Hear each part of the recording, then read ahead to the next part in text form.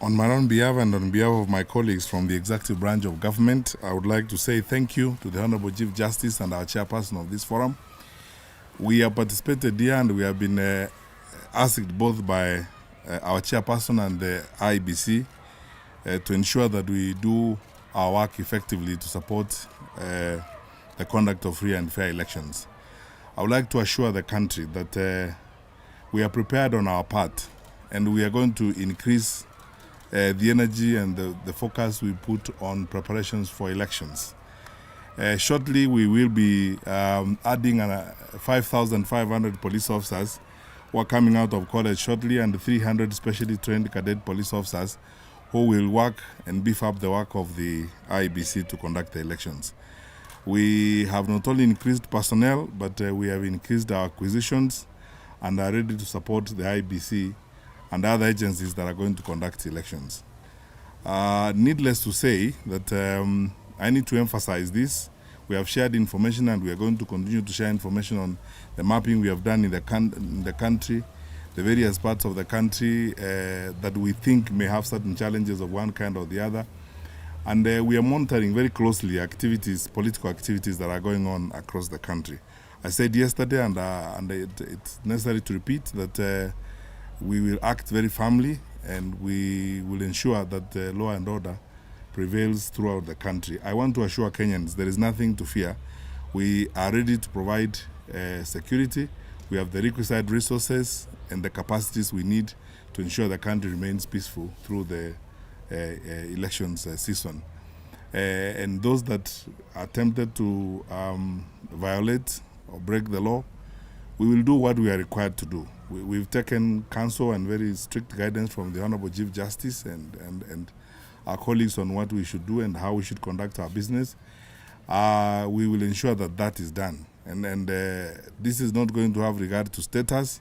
It's not going to have regard to positions. I need to say this. We have noted cases of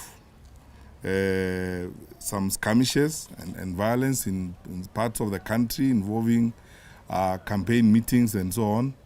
No one is allowed to do this. We have taken people to court this morning over the incident that took place in Busia. We have taken a senator to court this morning over an incident that happened in Anyuki. We will not accept these kinds of behavior across the board. We must obey the law. No one needs anyone's permission to go anywhere in the country as long as you are a citizen of this country. Our constitution guarantees freedom of association, expression, and we should all move around the country freely as an independent country and as a honest and responsible people. So let people go out there and speak to Kenyans freely without any intimidation and so on. But I need to emphasize this, which is one of the lessons I have drawn from this meeting this morning, that we need to emphasize to our leaders that they will take personal responsibility for some of the actions that they get their supporters to be involved in. And where need be, we will be presenting both to the relevant agencies evidence and information we have of individual political actors who are engaged in incitement and who are mobilizing groups of people to disrupt meetings. And they should take individual responsibility, including we will petition the IEBC to disqualify some of these people from contesting electoral offices. And we promise this morning that in the event that we have to do that, we will present credible and accurate information to the IEBC, as it were. Finally, I thank the Honorable Chief Justice and our chairperson for her leadership and guidance in this process. And I undertake, on behalf of my colleagues from the executive branch across our responsibilities, my colleagues from the Ministry of ICT, my colleagues from the Office of the Attorney General, my colleagues from the National Treasury, that we will abide and go by the guidance and the leadership that our chairperson of this forum and our Chief Justice gives us as we prepare for elections as we go forward. And with those remarks, it's now my pleasure to invite our chairperson and the Honorable Chief Justice and President of the Supreme Court of Kenya to address us. Madam Chief Justice.